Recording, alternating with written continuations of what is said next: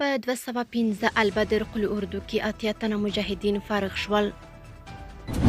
په خوست ولایت کې ګڼ شمېر وسلې او مهمات ونیول شول. او وروستی خبر ده چې اسلامي امارت د اسرائیل لخوا پر فلسطین برید له نړیوالو قوانینو سرغړونه بللې ده. سلام ستړي مشئ، وخت مو په خیر. په موکړی د امپراتور ټي وي چینل څخه درې تازه او مهمو خبرونو ته. په 215 البدر قل اردو کې اتیا تنه مجاهدین فارغ شول. د 215 البدر قل اردو اړوند د درېیمې ابو دجانه پلیلوا د حضرت سعد بن وقاص له ښوونیز مرکز څخه اتیا تنه مجاهدین له نظامي، عقیدوي او فکري زده کړو وروسته نن د یو لړ مراسمو په ترڅ کې فارغ شول. په دغو مراسمو کې د یاد قل اردو ګڼ شمېر مسؤلینو، مشرانو او مجاهدینو ګډون کړی و. د مسؤلینو په وینا یاد فارغان به له ابتدایي زده کړو څخه وروسته د یاد قل اردو په ښوونیز مرکز کې د ارتقا او ظرفیت لوړولو په موخه نورو زده کړو ته دوام ورکوي. په خوست ولایت کې ګڼ شمېر وسلې او مهمات ونیول شول.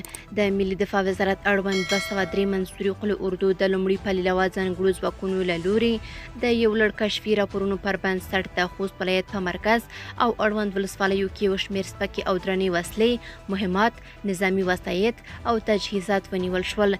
په دغو عملیاتو کې 2 میله دافي هوا، 7 میله کلاشینکوف، یوه پایه د مزایلو دستګاه، 1 میل درزنوف، 1 میل اګایز، 1 قبض راکټ، 1 میل M14، 15 اراده رینجر، 1 اراده صرف موټر، 1 اراده فورکلیفټ او ګڼ شمېر بېلابېل ډول نظامي توکي شامل وو. یا د وسلې، مهمات او نظامي توکي چې په غیر قانوني توګه د غیر مسؤل اشخاصو له لوري ساتل کېدل له نیول کېدو وروسته اړوند مرجو ته وسپارل شول.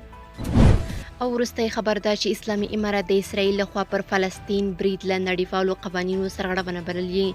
د اسلامي امارت د بهرنیو چارو وزارت د فلسطین په جنین ښار کې د اسرائیلو هغه حمله چې په نتیجه کې یو شمېر کسان مړه او ټپیان شول په کلکه وغندله او هغه یې له نړیوالو قوانینو څخه سرغړونه بللې. د اسلامي امارت د بهرنیو چارو د وزارت ویاند عبدالقهار بلخي د چهارشنبې په ورځ د غبرګولي 13 د یو لړ ټویټونو په خپرولو سره د فلسطین په جنین ښار باندې د اسرائیلو برید یو وحشیانه عمل وباله. ښاغلي بلخي څرګنده کړې چې پر فلسطین د اسرائیلي ځواکونو په برید کې ګڼ شمېر ملکي وګړي وژل شوي او ټپیان دي چې په دې پیښه کې په وژل شویو کې یو 15 کلن هلک هم شامل دی. د اسلامي امارت د بهرنیو چارو وزارت ویاند ټینګار کړی چې د مظلومو فلسطینیانو پر وړاندې د اسرائیلي ځواکونو د ډول غیر انساني کړنې له نړیوالو اسلامي او بشر دوستانه قوانینو ښکاره سرغړونه ده چې د ټولې نړۍ مسلمانان یې پرول دي. د یادولو ده چې اسرائیلو د دوشنبې په ورځ د فلسطین په جنین ښار برید وکړ او د فلسطین د روغتیا وزارت د شمیرو له مخې د یو ماشوم په ګډون 15 تنه ووژل شول او 91 تنه نور ټپیان شول. په دې وروستیو میاشتو کې د لویدیځې غاړې په مختلفو سیمو په تیربیا، جنین او نابلس باندې د اسرائیلي پوځي حملې زیاتې شوي دي او په دغو حملو کې په لسګونو فلسطینیان وژل شوي او په سلګونو نور ژوبل شوي دي.